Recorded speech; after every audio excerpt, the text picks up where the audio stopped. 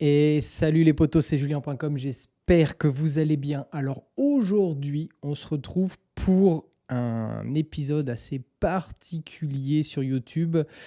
Vous avez vu le titre, hein, les amis, je suis quand même dans la sauce. Je vais tout vous expliquer, c'est parti.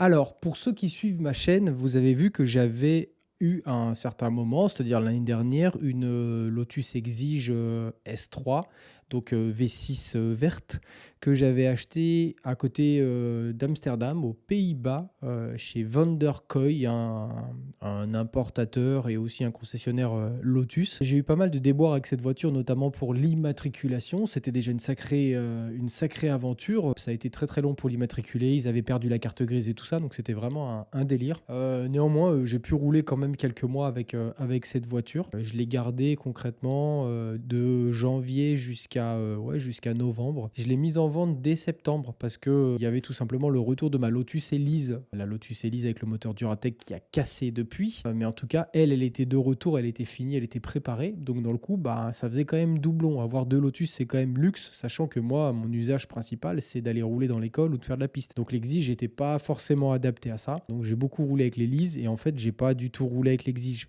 Très très peu. Donc je l'ai vite remise en vente. Je l'ai mise en vente dès septembre. Ça partait pas forcément, le marché était assez compliqué. Il est toujours compliqué, hein. À cette époque-là, ouais, peut-être octobre, il y a un mec qui me contacte sur Le Bon Coin et qui me dit écoute, moi j'adore ta voiture. Normalement, la mienne elle part. C'est une M3. Elle part d'ici la fin de la semaine. Dès qu'elle est vendue, je te recontacte pour venir la voir. Ok, pas de problème. Des messages comme ça, j'en ai eu plein. J'attends un petit peu, une semaine, 2 semaines. Et au bout de 2 semaines, je le relance et je lui dis alors, est-ce que la vôtre est vendue? Il me dit non, non, le mec m'a posé un lapin. Donc dans le coup, bah, je pourrais pas venir voir la vôtre. Donc moi, je l'enlève de l'annonce parce que j'en avais un petit peu marre et je laisse couler. Courant novembre, mi-novembre, on va dire, je remets l'annonce et je me dis bon, cette fois-ci, il faut que je la vende, tu vois. C'était l'Exige V6 la moins chère du Bon Coin, mais aussi la plus kilométrée, autour des 50 000. J'ai plus vraiment le kilométrage exact, mais voilà. Et Dieu sait si le marché français est frileux des voitures qui ont des kilomètres. 50 000 kilomètres en France, t'as l'impression que la voiture elle est morte. Enfin, c'est un délire, mais bon, c'est comme ça, faut s'adapter au marché. Donc c'était compliqué de la vendre. En plus, bah, les gens, je sais pas, peut-être qu'ils ils aiment pas le verre, mais moi je kiffais le verre, c'est pour ça que je l'avais acheté d'ailleurs. Et dans le coup, je me dis tiens, il y a un mec qui m'avait contacté il y a quelques temps. Je tombe sur l'annonce de sa voiture et c'était une M3, une superbe M3 F80 bleue avec un intérieur blanc. Vous devez la connaître si vous suivez ma chaîne. Et moi je me dis tiens, mais ça serait cool d'avoir un daily comme ça qui permette d'emmener toute la famille parce que j'ai des enfants, qui permettent de partir en vacances avec et qu'en même temps qui pousse. Voilà. Donc, je me dis ça pourrait être cool. Et je le recontacte, je lui dis alors est-ce que toi t'as vendu ta voiture? Il me dit non, non, j'ai toujours pas vendu la voiture. Dis donc ça vous dirait pas de faire un échange en fait, puisque vous voulez mon Exige, moi j'aimerais bien avoir une M3. Bon, pour le coup, faut peut-être voir ce qu'on peut faire. Donc lui il dit bah ouais, carrément chaud. Donc sa M3 à lui était à 72 900. C'était quand même très cher. C'est-à-dire que oui, c'était les toutes dernières 2019 et tout ça, mais elle avait aussi dans les mêmes ordres de kilomètres, voire même un poil plus. C'était cher payé, mais je me suis dit pour une fois, je vais pas regarder le prix, je vais regarder l'objet, voilà. Et j'ai plus besoin de cet objet Lotus Exige, j'ai besoin d'un nouvel objet BMW M3,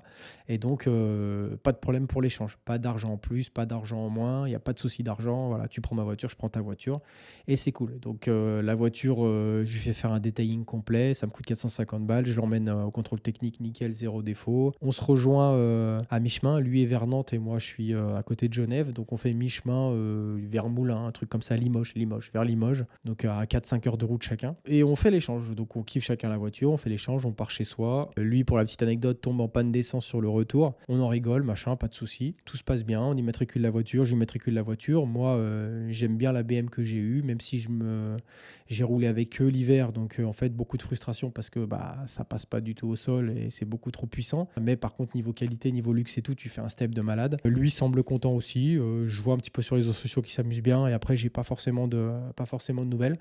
Je reprends un petit peu le fil de nos discussions. Il m'envoie un message le 29 janvier. Donc un petit message avant le mois de décembre en disant qu'il l'emmène en entretien. Quand je l'ai récupéré chez Van der Kooi, c'est un officiel Lotus, donc il a fait un full service C, donc le gros service des 50 000. Moi, j'ai pas fait d'entretien entre les deux parce que bah, on est loin des dates, hein, on est loin des échéances en termes de kilomètres ou en termes de mois, que 11 mois depuis le dernier entretien. Et lui, intelligemment, l'a emmené chez Race Consulting à côté de Nantes pour faire un entretien complet également. Bon, c'est intéressant. Ils ont constaté que les les disques de frein étaient en fin de vie. Donc il me posait des questions parce que moi j'avais prévu de les remplacer aussi, mais je lui ai pas donné parce que c'est des pièces que je voulais vendre. Il n'a pas voulu les acheter, donc il a dû les acheter dans son coin. Et plus de nouvelles. Tout début février, il me demande si j'ai déjà eu un problème avec le bouton de warning. Alors oui, parce que je l'ai changé juste avant la vente. J'ai acheté un Lotus officiel neuf. Et en fait, c'est tellement mal fini Lotus que le bouton de warning, quand tu appuies dessus, eh ben, il frotte contre le cuir. En fait, il reste coincé au fond. Voilà, c'est juste que c'est juste que c'est Lotus, quoi. Voilà, c'est comme ça. Donc je lui ai dit, bah ouais, mais t'inquiète pas pour le coup. Enfin, il est neuf, donc ça sert à rien de le changer. Et je sais pas ce que tu peux faire dans tous les cas, vu que c'est garni de cuir et tout ça. Et le bouton, il est juste à la conception trop gros, quoi. Donc, bref, pas de souci. Il m'explique aussi qu'il a un souci avec le compteur ou qu'il pense avoir un souci. C'est-à-dire qu'il met un certain temps pour s'allumer, un certain temps pour s'éteindre. Je lui dis, bah moi, je n'ai pas constaté de diff. Après, c'est vrai que je n'ai pas constaté de choses comme ça, mais j'ai constaté que quand je la laissais longtemps, et bah, effectivement, l'électronique remettait quelques secondes en plus à s'allumer que quand tu t'en sers tous les jours. Mais pour moi, rien de fou, sachant que c'est une Lotus. Et ma Lotus Elise fait ça pareil. Tu tournes la clé, le compteur ne s'allume pas tout de suite. Il y a quand même un petit délai de latence. Donc voilà, depuis fin janvier, plus de nouvelles. Arrivé à mi-mai. Donc là, on est quand même 5, 6, ouais, quasiment 7 mois après. J'étais pas du tout dans le mood de me prendre la tête et j'étais pas du tout dans le mood de recevoir un message comme ça. Il m'envoie un message. Hello Julien, je viens d'avoir une très mauvaise nouvelle. Donc il vient de l'avoir, donc ça date du mois de mai. Malheureusement, après environ 1000 km parcourus depuis l'achat, donc on va revenir sur les détails après, hein, la boîte de vitesse de l'Exige a cassé. 6 juin photo, que je vais vous mettre juste après. À la base, l'Exige est parti chez mon spécialiste pour ce qui semblait être une casse d'embrayage, mais lors du démontage, je te laisse constater les photos. Le garagiste me dit que le problème ne peut pas venir des 1000 km que j'ai fait avec la voiture et le souci vient d'avant. Ok. Du coup, comment on s'arrange? N'hésite pas à m'appeler pour en discuter dans l'attente de ton retour. Alors, première chose. Je suis pas là au tribunal, hein, parce que vous avez vu le titre, c'est bon, c'est lancé. Donc dans tous les cas, on s'en fout. Je suis pas non plus là pour l'incriminer. Je suis pas non plus là pour me dédouaner. Je suis là parce que je fais du contenu sur YouTube. Je vous ai toujours tout partagé. Il y a des gens qui me suivent, qui ont envie de savoir. Et moi, dans tous les cas, j'ai envie d'être transparent. Donc je vous dis comment je sens la chose.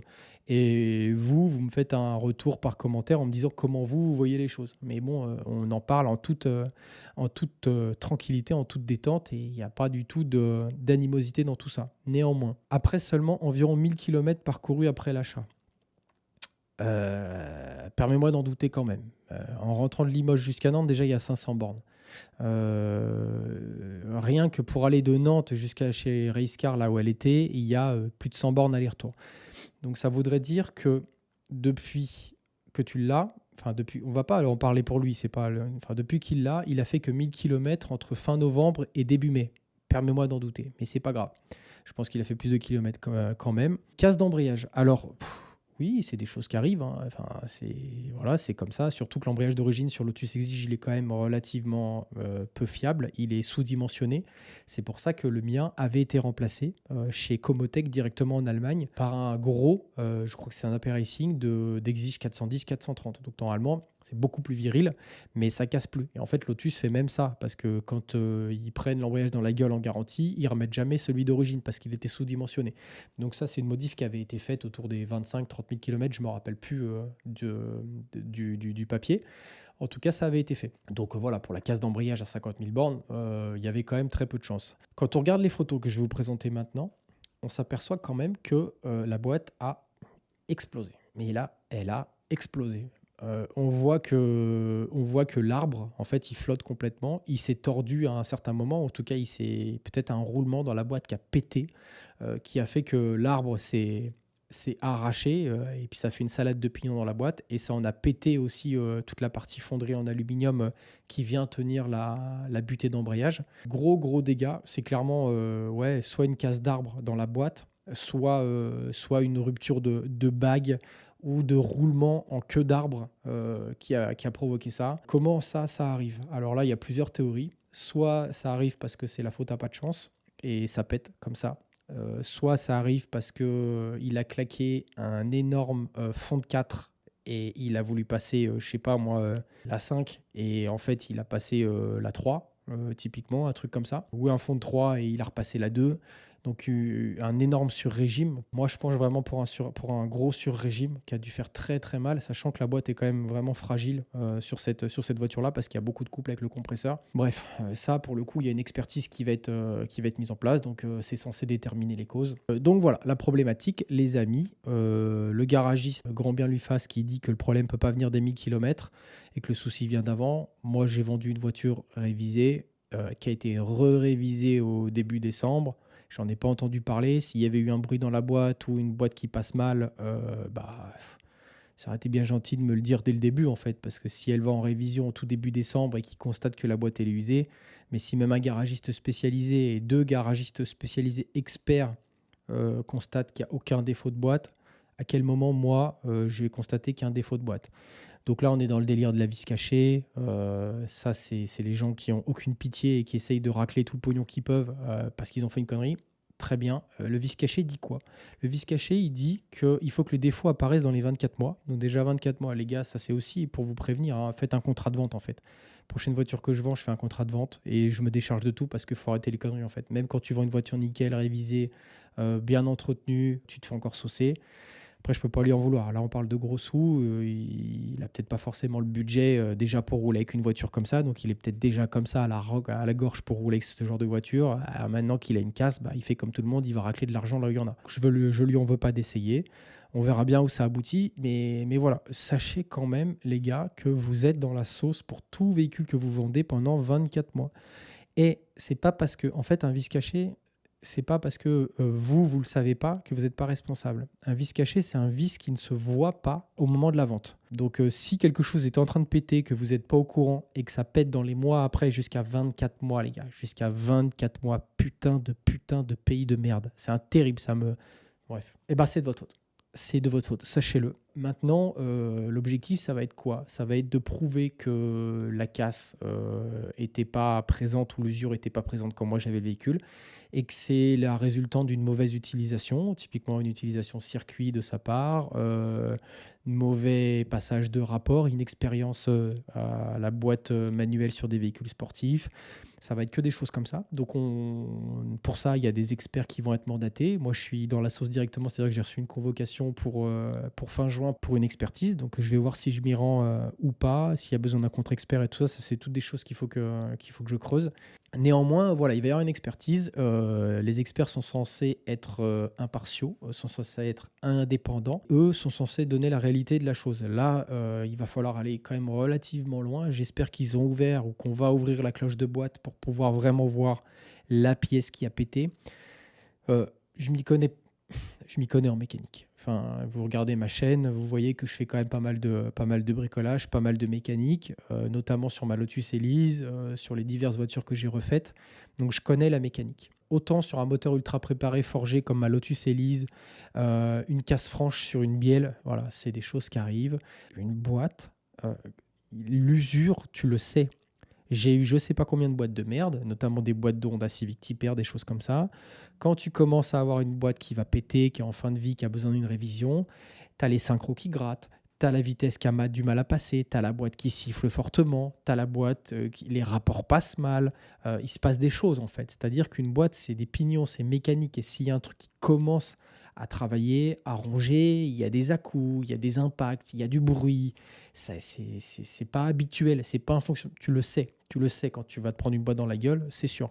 Là, cette casse-là, c'est une casse qui a été instantanée. Pour que ça pète comme ça n'a pas roulé de plus en plus large, de plus en plus large, de plus en plus large. Non, ou alors le mec est complètement teubé, c'est-à-dire qu'il peut plus passer les rapports, il continue de rouler jusqu'à ce que ça pète. Mais j'y crois pas parce que c'est quand même un gars intelligent. Donc, qui connaît aussi un peu l'automobile, puisqu'il est dans le milieu.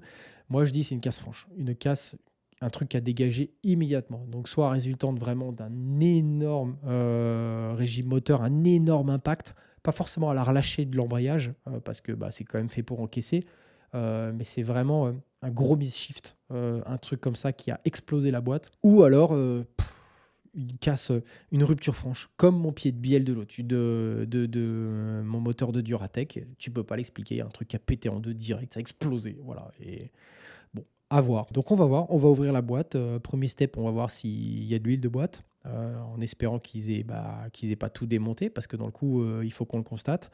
Ça serait intéressant d'avoir une analyse d'huile aussi pour un petit peu voir, les dépôts ferreux dans l'huile. Moi, dans tous les cas, ça, c'est quelque chose qui m'intéresserait et que j'aimerais pouvoir faire par la suite.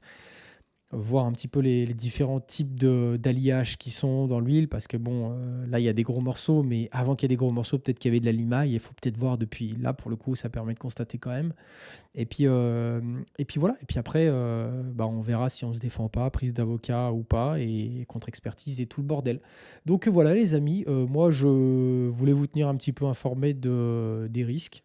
Sachez que quand vous vendez une voiture, faites un contrat de vente. Un contrat de vente tout simple, hein, que c'est marqué, lui est approuvé, signé par les deux parties. Le véhicule a eu telle modification, le véhicule a été remis d'origine, ou telle et telle pièce sont usées, ou voilà, ou tout simplement, l'acheteur accepte de ne pas se retourner contre le vendeur pour quoi que ce soit. Voilà, faites ça, faites un contrat de vente qui permet de clarifier les choses parce que jusqu'à 24 mois après, si vous avez quelqu'un de mal intentionné ou qui n'assume pas, et ben, dans le coup, vous pouvez être dans la sauce. Donc voilà. Moi, clairement, il me spécifie quand même qu'il sait très bien que j'ai pas cherché à lui cacher quoi que ce soit, mais ça, il s'en fout parce que c'est un procédurier. Donc lui, il dit oui, je sais, t'es de bonne foi. Moi, je sais que la voiture, elle roulait bien. Néanmoins, ça coûte cher et j'ai envie de te faire payer. Voilà. Donc moi, je lui ai dit, bah écoute, enfin, si tu commences comme ça et que tu commences déjà à me racler de l'argent, bah, on va pas s'entendre, quoi. Donc moi aussi, j'ai une fierté, j'ai une ego, enfin, j'ai un ego et j'ai pas non plus envie de dire amen et de dire bah ok, je vais te filer de l'argent, quoi. Enfin, au bout d'un moment, moi, quand je casse quelque chose, j'assume, quoi. Que apparemment, il y en a pour 10 000 balles de réparation chez un pro, voilà, boîte neuve et tout le bordel. Donc oui, bah si tu passes par une boîte neuve, plus le démontage du clam, le remontage, c'est sûr que ça va chercher quand même très vite. Donc il me parle direct de procédures et tout ça, des procédures longues et coûteuses pour moi comme pour lui. Ok, donc bah, je lui ai dit bah écoute, go, hein, ça serait une expérience de plus dans ma vie, hein, on va voir un petit peu comment ça peut se passer ce genre d'expertise. En attendant, la voiture est immobilisée, il peut pas rouler avec, il peut pas engager de frais, il peut pas la réparer. Et la voiture, bah voilà, c'est le jeu aussi de la procédure. Il accepte de faire une procédure, donc la voiture va rester un an et demi comme ça à l'arrêt, jusqu'à ce qu'on trouve un accord pour la remonter. Je dis pas que je vais gagner, je dis juste que si je perds, c'est triste parce que voilà, je la vends entretenue, je la vends nickel, il n'y a aucun problème. Et 7 mois plus tard, on revient me chercher des poux. D'autant plus qu'il n'y a pas du tout d'argent en jeu puisque c'est un échange, comme je vous avais précisé tout à l'heure. Donc ça, comment ça va se passer? Comment ça va se passer? Enfin, j'en sais rien du tout. Enfin, c'est-à-dire quoi? Que je lui rends ma voiture. Et puis lui, il me redonne une voiture cassée et puis on se serre la main. Ça marche pas comme ça, les gars.